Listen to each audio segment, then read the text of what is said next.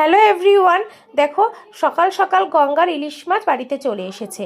আর ভালোভাবে কেটে ধুয়ে পরিষ্কার করে নিই। কেটে ধুয়ে তো ভালো করে পরিষ্কার করে নিয়েছি। আর লবণ বেশ 1 ঘন্টা আগে মাখিয়ে রেখেছিলাম। এখন যেহেতু রান্না করব তাই হলুদটা ভালো করে মাখিয়ে নেব।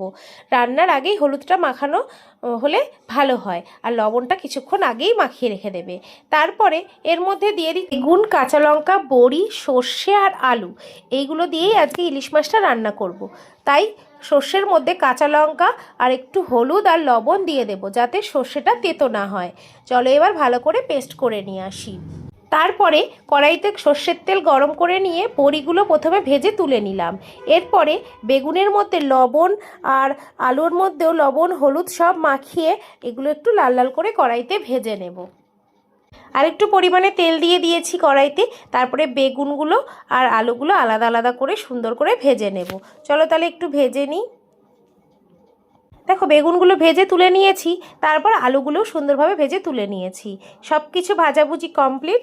এবার করব রান্নাটা। প্রথমেই আমি দিয়ে দিলাম কালো জিরে।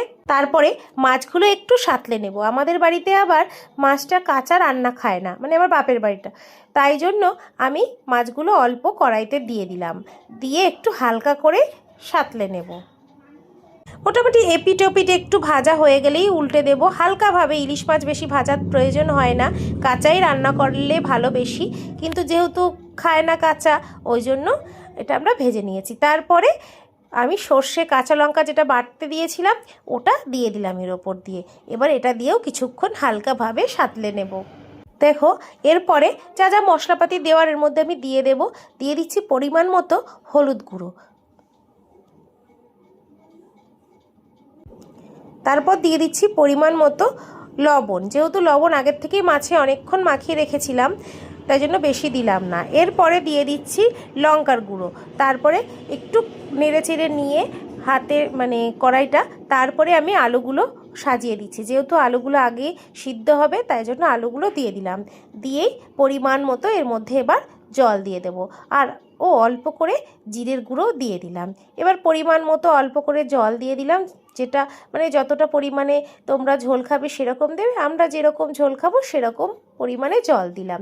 দিয়ে হাত দিয়েই আমি নাড়িয়ে দিচ্ছি, এর মধ্যে আর খুন্তি দিচ্ছি না। যেহেতু ইলিশ মাছ নরম মাছ, খুন্তি দিলে যদি ভেঙে যায়, তাই কড়াইটা একটু ধরে ধরেই নাড়িয়ে দিচ্ছি। তারপরে কটা কাঁচা লঙ্কা দিয়ে দিয়েছিলাম, বড়িগুলোও সঙ্গে দিয়ে দিয়েছিলাম।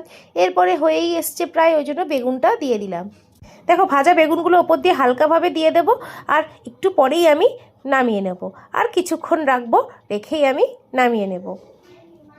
সুন্দর বেশ